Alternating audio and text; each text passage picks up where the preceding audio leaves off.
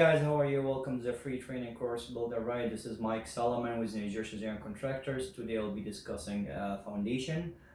So it is very important. Pay attention. We're gonna go over all the stages.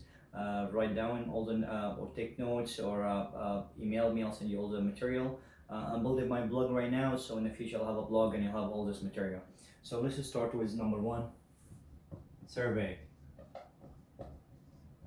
Make sure you have a good surveyor in a team from the beginning of the project. Make sure your surveyor does construction work. Not every surveyor does construction work, so ask the question before you hire a surveyor.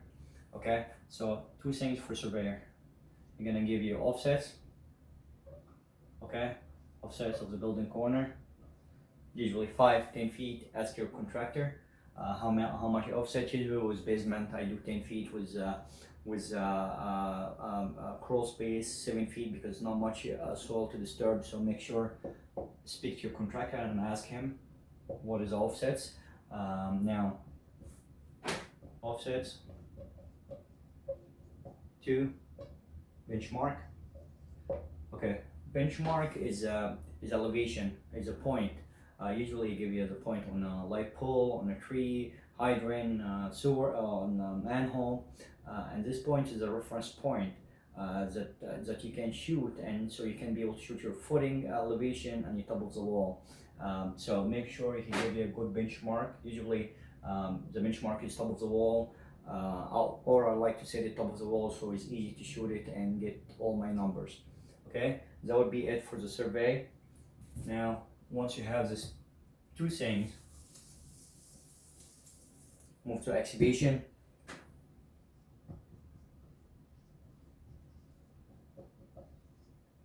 So for the excavation, you have to go couple terminology, or before the excavation, let me take this back. Before the excavation, we're gonna go with some terminology so you know what to look for. Okay. First one, finish floor. FF, finish floor. Okay. You usually find this information in a plot plan. Okay. So, or if you don't have it, ask your architect. He'll be able to lead you and tell you what's the numbers. Okay. But I think you should understand these numbers, and you should be able to figure these numbers by yourself. So because sometimes the architect does, they do arrow, you need to catch it. Okay, you need to do that also in the red line. When you review your plans with your architect, make sure he gets these numbers right, because if one number is wrong, the whole project setup is wrong. So finish floor, usually FF. Okay, for example 100. Okay, 100 feet. All right. Then you have, if you have a basement, you'll have BF. Okay, usually is 8 feet, 10 feet. You have also GF if you have a garage. Okay, usually is 12-inch below, but again, none of this number is a standard, so please go and check your plans, make sure all your numbers are good. Now for the, also you have very important numbers called TOW, top of the wall.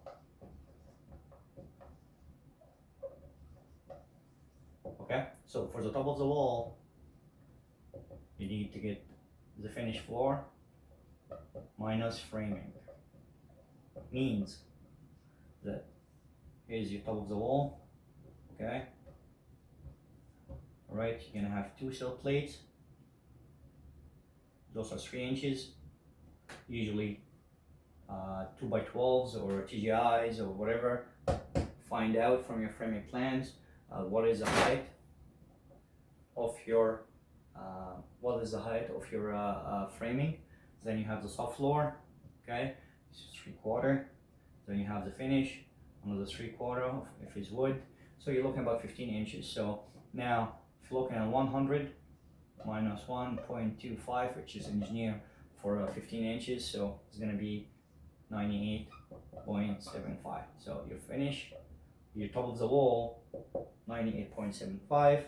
Then you can move to next one, would be top of the footing. All right, top of the footing.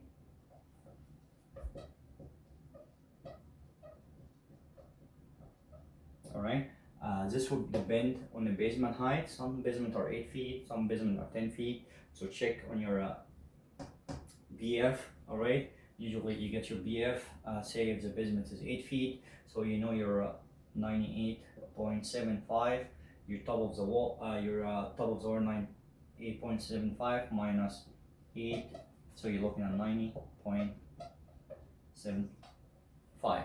Now for the top of the footing, you also have to subtract, okay, the thickness of the slab, okay, so which is usually 0.25, it's 4 inches, so you're looking at 90.5 elevation. Now you take this, okay, then this is top of the footing. You need, for the excavation, you need bottom of the footing, so you take this minus 1, so you have 89.5. Then you have your 6-inch stone, which will bring you to elevation 89 feet. So make sure your site contractor, when he does the excavation, your elevation bottom of the footing 89, plus you put 6-inch stone plus your footing to bring you to the right elevation. It seems too much, but it is really easy and it's really straightforward. Speak to your architect. If you don't want to deal with the math, he should be able to give you this number on elevation. He should tell you top of the wall, TOWs, and he should give you the TOF with no problem. From the TOF, subtract the thickness of the footing. Sometimes they're 12 inches, sometimes they're 16. Check in your plans and make sure you get this right, okay? And once you do that, now you have your excavation. You start your excavation at this elevation. Make sure once you open the hole, make sure your contractor does good convection. Very, very important. Convection is very, very important. You cannot go, you just cannot put your footing without compacting the ground because you disturb it with the equipment. So make sure that all the loose ground is meeting the requirement of the code, which is 2500 BSI or whatever the plans call for. Make sure the bottom of the excavation meeting this requirement. Some project they will ask an engineer to come and test the soil before you even put the footing. Okay, so you compact good, you put a stone. Now look for the weather when you do excavation. Keep communication with site contractor. If it's raining, tell him to stop. Tell him to stop 2 feet before he reaches elevations, because if he hit his elevations and it rains and the whole ground turned to mud, he has to excavate deeper to take all the loose soil and all the loose mud and put good stone and have a virgin soil to put his footing on. Same the project I showed in the beginning in Verona, when the old house set us 3 inches, because here was wrong from the start. Okay, the house after 10 years set us 3 inches from the front to the back, so the whole house is cracked, and yeah, there's no way to fix it beside under binning or other expensive ways to do it. So make sure you do this right from the beginning. Okay, so once you get all these numbers, you get your excavations, and we're gonna go to the footing.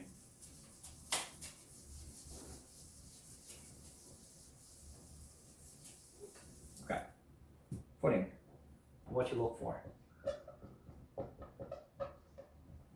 So you got your stone, here's your hole, okay, you got your nice stone here, okay, you got form, and okay, you're gonna look, number 1, elevation.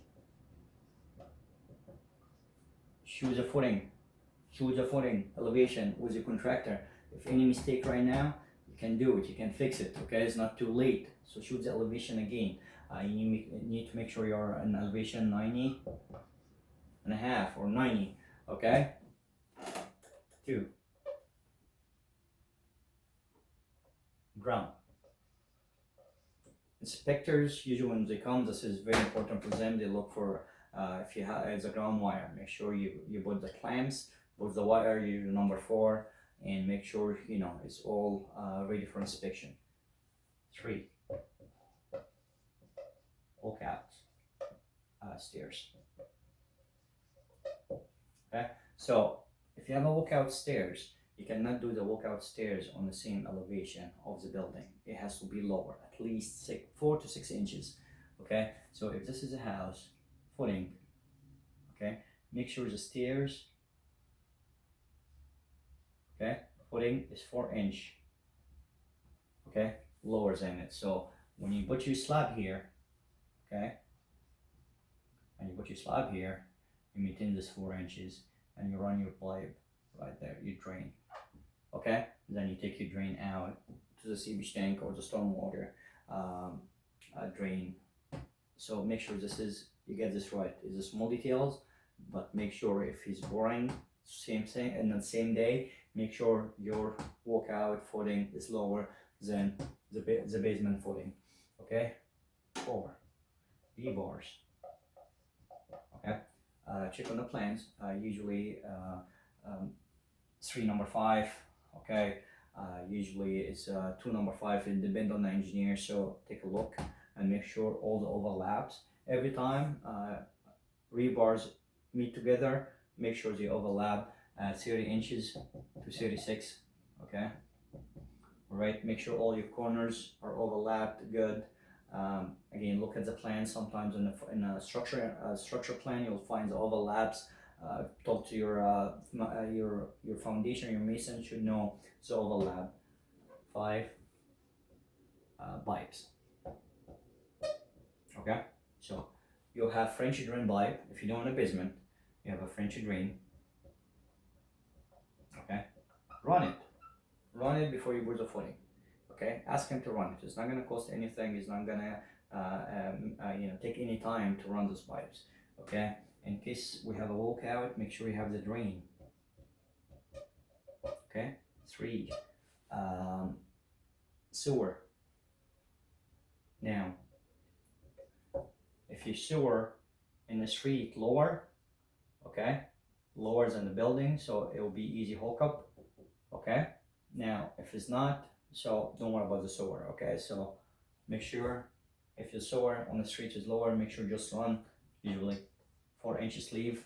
The schedule 40, the schedule 35, whatever. So just get in the other side. So once you bore the footing, you don't disturb, you don't dig under it. Okay, it's all set. From the footing, we're gonna go to the wall.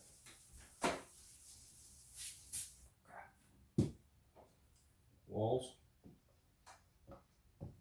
Once you have your footing or board, okay, ready to go, you arrange with surveyor. Okay, you arrange it with your surveyor before you bore the footing. Also, just one more note on the footing. You need to speak to your mason, see how he bores the footing. If he's using a bomb or he's using a chute or he's using a truck. Make sure nice neat job with the footing. The truck usually take 30 minutes between each truck if you're doing 2 trucks. If 1 truck, make sure it doesn't stay forever and try to bore footing by hand. Make sure you hire a good contractor and equipped with the right tools to get this right. Again, it's easy to do it in the beginning than better than having a problem down the road. So call your surveyor 3 days before you bore your footing. Tell him, hey, we're ready for footing in 3 days, or tell him what's the lead time on it, and he's gonna give you, okay, the corner of the house. You don't trust those points. You still check these points because sometimes surveyor makes an error. So they're human. Just double check. It's not gonna take any time. Okay, if this is 30 feet, make sure it's 30 feet. If this is 60, make sure it's 60. Okay, very easy.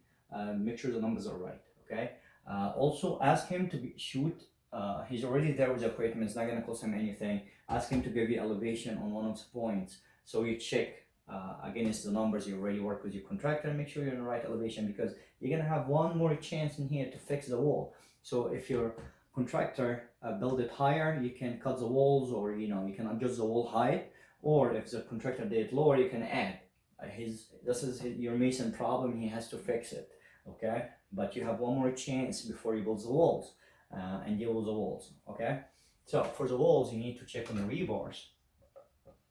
Okay, this is the footing right here. Make sure all your rebars, okay, spaced right depending on the plans. Okay, usually 16 inches, 12 inches, and make sure on the top minimum 12 inches. Okay, make sure all tied together. are good. Okay, this is what inspector look for, so make sure this is a neat job, make sure all overlaps are good. So if you have two overlaps, make sure you tie the old bar with a new bar. Okay, make sure you're 30 inches. I think the rule is 45 times the diameter of the rebars. Okay, again, this is should be all from the plans. Rebars to openings, very important. Windows, doors, pipes, so gas, okay, sewer, water, or any other pipe. Okay, make sure your contractor does all the roughs on the windows. You give him a window schedule, or it is on the plan. Any windows in the basement, make sure he rough it right. Make sure he was pressure treated wood. Make sure he does flashing around the windows openings. So when you put the concrete, again, you're not gonna be able to fix it. So make sure he got all the roughs right. And also ask him to give you 1/2 inch or maximum 3/4 play in each frame, in case window came too big, too small, you have some room to play. Okay, water and sewer and gas, again, all the stuff can be done after the wall is bored, but it's going to cost you money in core drilling. So it's not going to cost him anything to run all the stuff. For the windows and doors, they have to be there. There's no question. Okay, you cannot cut the wall. Okay, you can, but it costs money. Gas, water and sewer, those are sleeves, usually pipes that goes into the wall, and doesn't take any time. So make sure he does this right. Also check on the plumb, which if you're using a wall system, make sure you plumb the system and make sure everything is good. If you're using block, which is I don't recommend on basement anymore, because with the blocks you have a lot of masons, sometimes they rush, you have a lot of failed joints, and these failed joints can seep into the house in 10-15 years, you don't know when. So when you bore walls, check, usually it's 4500 base I or 4000 4000 base I, so usually it's very hard water get through. Also we do waterproofing in outside, so you put these two things together, and in no way is the water gonna get through. Now after you do the walls, you're gonna do the slab. Slab is very easy. You're gonna choose the elevation again before you put the slab. You're gonna put expansion joint. The most important thing for the slab is the plumbing. Okay, don't forget the plumbing. Okay, stop the job. Make sure you call your plumber. Once you get to the wall, call your plumber. Tell him, hey, I need you in a week. Tell him in a week we're gonna be ready for the rough. Have him to come, close the town, the schedule. Make sure you have all your plumbing before you pour your slab. Also make sure you have, if you're again sewer lower than a footing, you have no problem. If your sewer is higher on the street, then you need a pump. Okay, so make sure you install the pump before you put the slab. You don't want to break the slab again. You want to have a neat, nice job after you're done. And make sure he runs all the clean out and all the stacks that goes upstairs. All right, that's it for the slab. Again, it's very straightforward. Now, at this point also, in the foundation, I'm gonna move to another stage of framing. This you're working with your mason, but at the same time you're doing lumber. Okay, shopping for lumber to awarding the framing.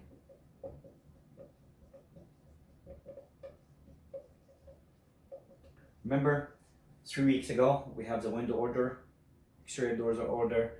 Now work for lumbers. Again, with COVID, the prices is high and it takes longer to get lumber. Make sure you shop around to save money.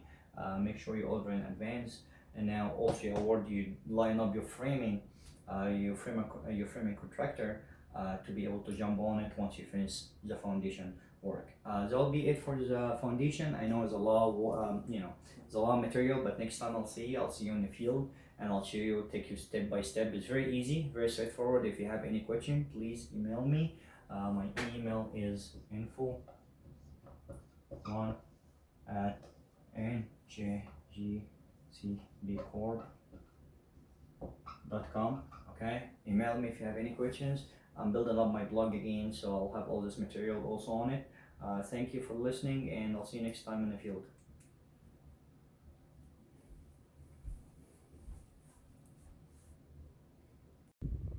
Hey guys, how are you? Welcome back to the free training course Better Right. Today is very important day. I'm very excited about it. It's the excavation backfill. It will be a continuation from yesterday.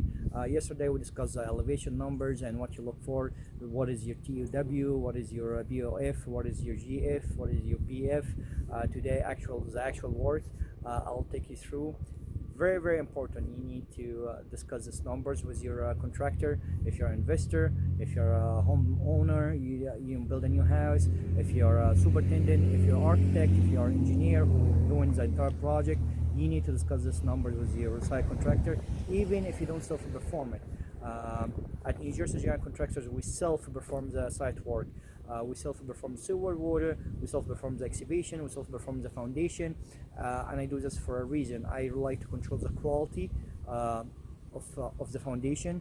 I would like to see, become our price is very competitive because we self-perform it. We don't sub it out, so we don't do any mark sub. Also time.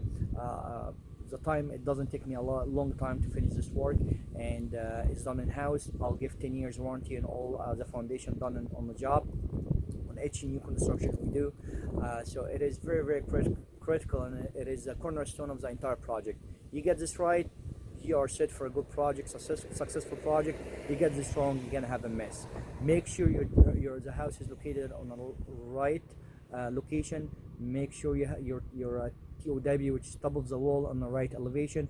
Make sure your BF, which is a basement elevation, on the right. Make sure your GF is a garage elevation is right.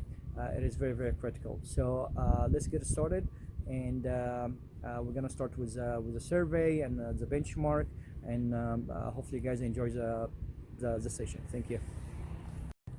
All right guys, so here we start already digging for the basement.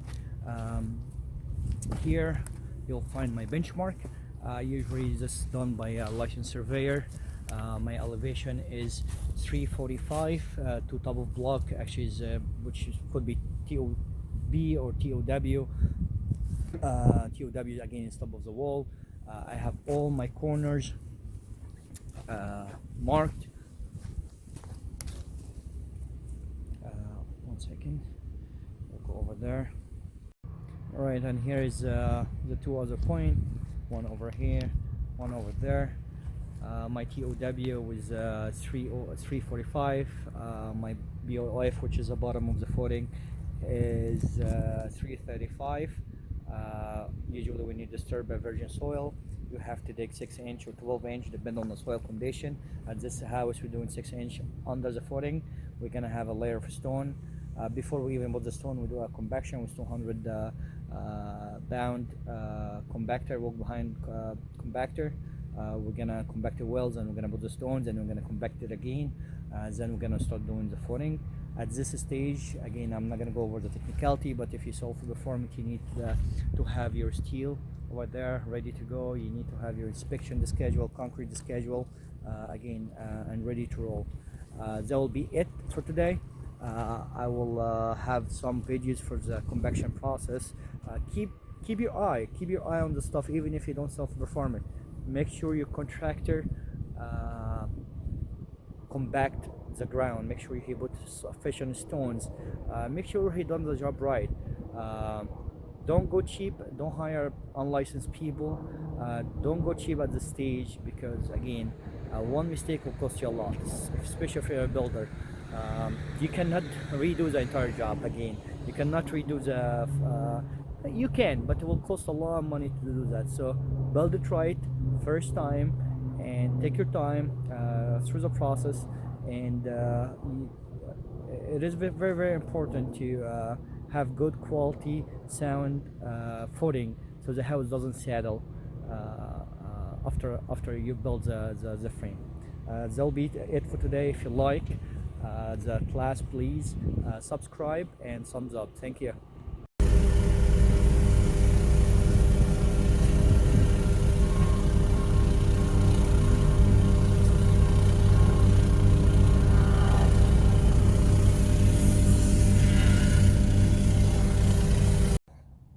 Hey guys, how are you? Welcome back to Builder Ride. This is Mike Solomon with NJGCB Contractors. Today is a big day. We are ready for inspection and we're gonna pour the concrete. Like you see, the footing all formed. We have a stiff footing in the back. This is where the garage is, and we have the basement footing is ready, and we have the stair footing. The walkout basement footing is ready as well.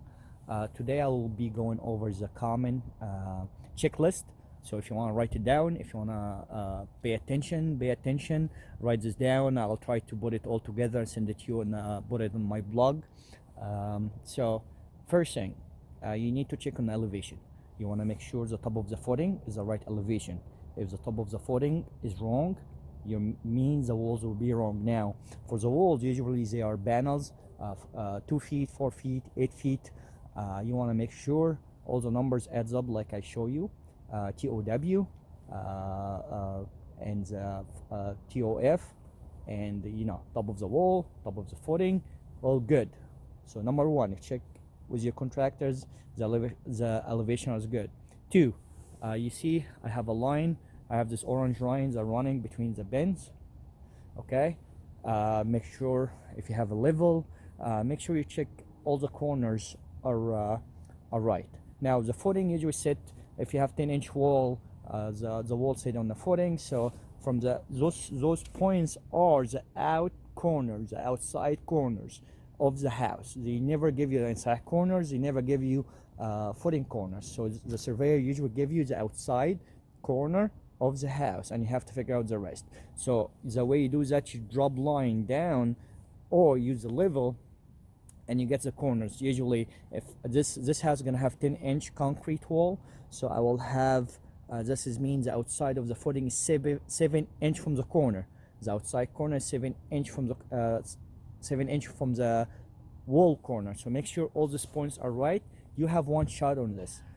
You screw it up, or the contractor screw it up. You don't check the stuff with your contractor, you're in the hole.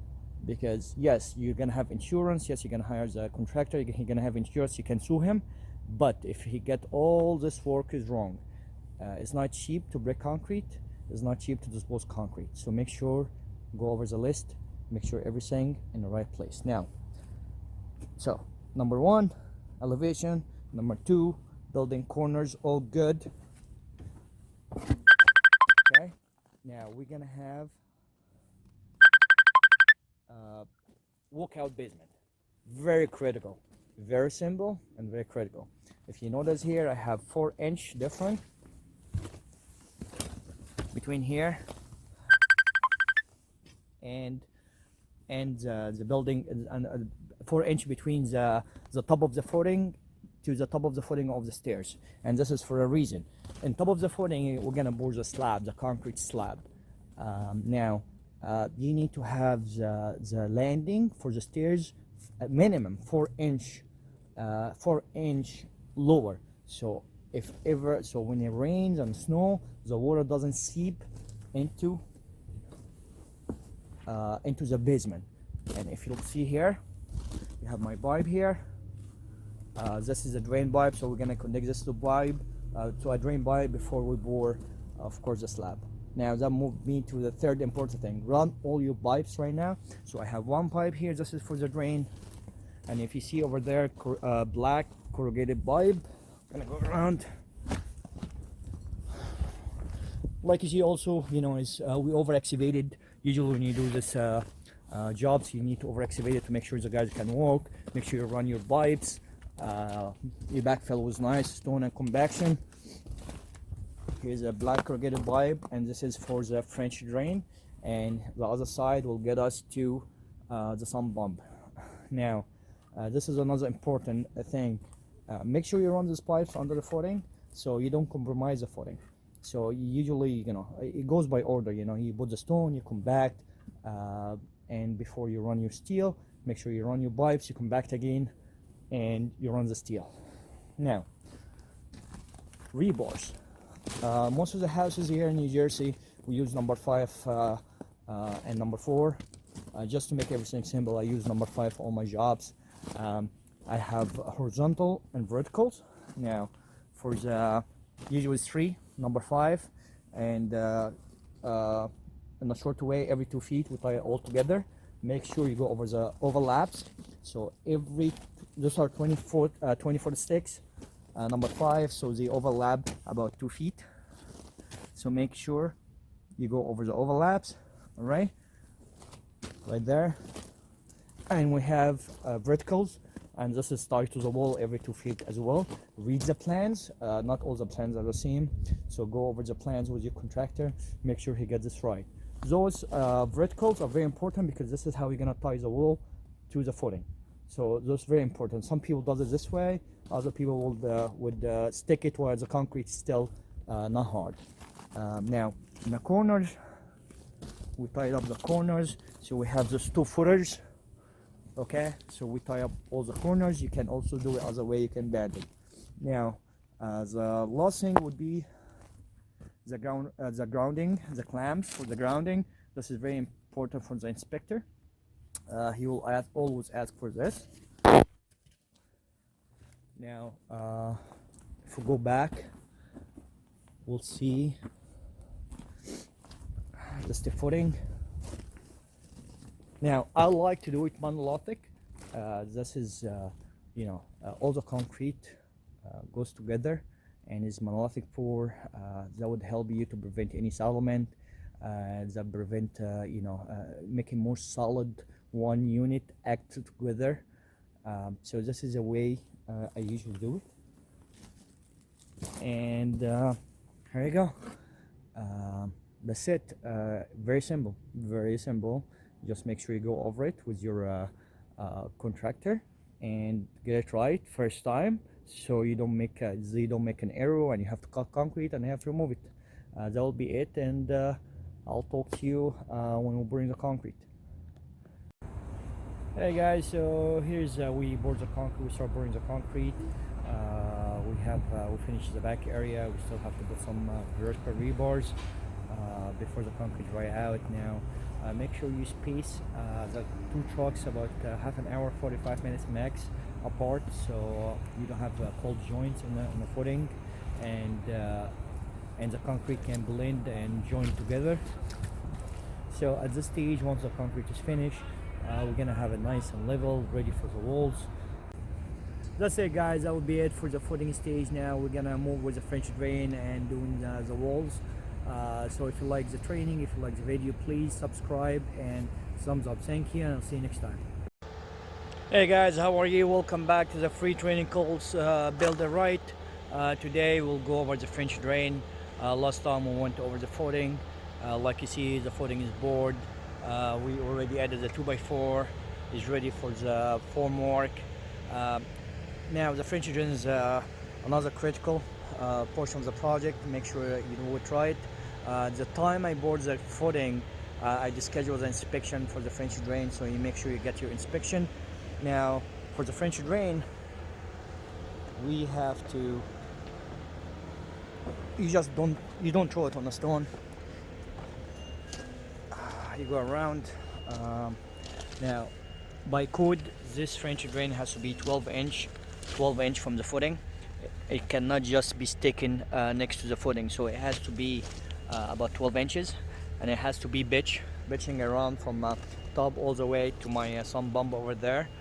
So make sure you do it right. Now we put under it, I use perforated pipe and with a sleeve, black sleeve, this filter fabric. So these pipes I use, they already come with a filter fabric. Otherwise you can use other, this little bit expensive. The other black pipe doesn't have any filter fabric, but you have to put filter fabric on it. So I like to use those pipes. You put stone, about 8 inches stone under the 8 inch or 12 inches. Look at your plan under the pipe. Then you call for inspection, which already I'm waiting for right now.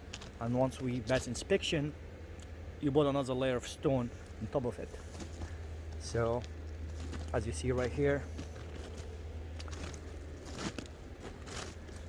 goes up, goes around the hole. We already had a lot of stone, all these gaps between. I didn't put back dirt. I put back good stone and compact it. All right. The French drain only go on the perimeter, so it doesn't go behind the inside footings. right there.